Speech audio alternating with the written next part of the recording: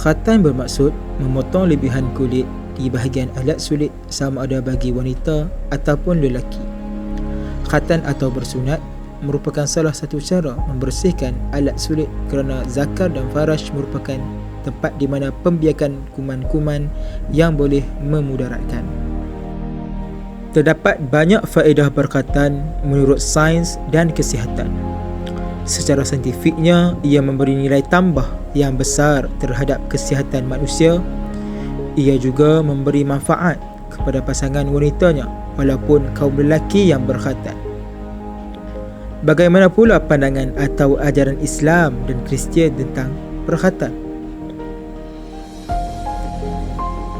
Islam adalah agama yang mementingkan kebersihan, baik dalaman atau luaran. Amalan berkhatan adalah amalan yang telah biasa dilakukan oleh seluruh umat Islam seluruh dunia. Hukum berkhatan adalah wajib dalam Islam. Bahkan menjadi keperluan untuk umat Islam berkhatan kerana mengikuti ajaran Nabi Muhammad dan Nabi Ibrahim.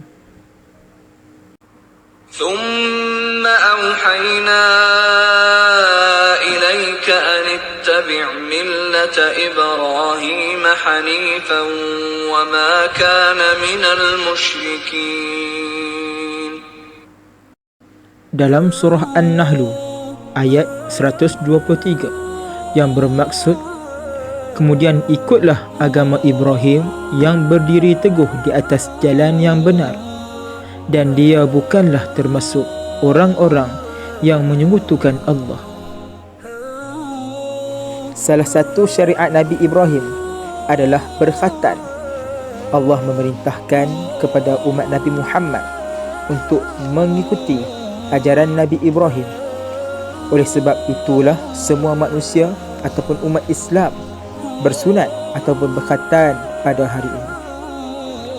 Rasulullah telah menjelaskan dalam hadisnya yang bermaksud Nabi Ibrahim berkhatan menggunakan khadum, iaitu satu kapak yang kecil ketika baginda berusia 80 tahun.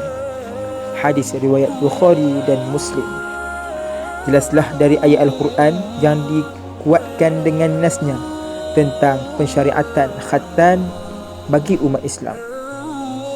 Dan bagaimana pula ajaran Kristian tentang bersunat atau khatan? Hukum berkhatan menurut agama Kristen. Di dalam Bible terdapat banyak ayat yang mewajibkan berkhatan. Berikut merupakan penjelasan sama ada daripada Old Testament maupun New Testament yang menunjukkan bahawa berkhatan hukumnya wajib. Artinya, Tuhan berkata lagi kepada Ibrahim, "Kamu pun mesti setia kepada perjanjian dengan aku ini, baik kamu maupun keturunanmu turun-temurun pada masa akan datang. Kamu dan semua keturunanmu yang lelaki mesti dikhatankan. Bermula dari sekarang, kamu mesti mengkhatankan setiap bayi lelaki yang berumur 8 hari, termasuk para hamba yang lahir di rumahmu atau yang kau beli. Khatan itu akan menjadi tanda daripada perintah antara aku dan kamu." Penjelasan erti di atas merupakan perjanjian covenant antara Tuhan dengan Nabi Ibrahim alaihissalam. Tuhan telah mewajibkan Nabi Ibrahim alaihissalam serta anak keturunannya yang lelaki untuk berkhatan. Hal ini berarti bahawa khatan merupakan salah satu peraturan yang telah Tuhan tetapkan di dalam perjanjian antara Tuhan dan Nabi Ibrahim alaihissalam. Dalam ayat ini juga amat jelas perintah kewajipan berkhatan ke atas kanak-kanak lelaki. Khatan kepada anak lelaki hendaklah dilakukan pada hari yang ke-8. Kewajipan ini bersifat menyeluruh, merangkumi semua sama ada anak lelaki merdeka maupun seorang hamba. Khatan adalah menjadi lambang kepada masyarakat Kristian menurut ajaran Bible sebagai syariat yang wajib dilakukan semenjak zaman Nabi Ibrahim alaihissalam sehinggalah hari kiamat. Semua lelaki mesti dikhatankan tanpa terkecuali. Ayat berikutnya yang menjelaskan hakikat ini. Artinya, setiap lelaki mesti dikhatankan, dan itu akan menjadi tanda lahiriah yang menunjukkan bahawa perjanjianku dengan kamu itu kekal hingga hari kiamat. Setiap lelaki yang tidak dikhatankan tidak lagi dianggap sebagai umatku kerana dia tidak berpegang pada perjanjian itu. Kewajipan berkhatan kepada anak lelaki adalah kekal berterusan sehingga hari kiamat. Bahkan ayat ini menjelaskan mana-mana anak lelaki yang tidak berdikhatankan tidak termasuk dalam kalangan umat Kristian. Hal ini memberi erti bahawa khatan merupakan salah satu lambang yang amat penting bagi agama Kristian. Lambang ini mesti menjadi tanda lahiriah atau dilakukan secara fizikal. Selepas kedatangan Paul ke dalam agama Kristian sehinggalah sekarang, amat malang sekali fahaman Paul mengubah khatan fizikal menjadi khatan rohani, spiritual atau khatan jiwa. Perubahan inilah yang telah dilakukan oleh Paul. Paul telah membawa satu anjakan paradigma baharu dengan penafsiran khatan untuk orang Kristian. Khatan yang sebenarnya bukanlah khatan lahiriah, sebaliknya khatan rohani. Oleh itu, menurut Paul, khatan hakiki bukanlah seperti yang diajar oleh kitab Taurat sebelum ini, iaitu memotong sebahagian daripada anggota secara fizikal. Sebaliknya, khatan hakiki adalah khatan jiwa.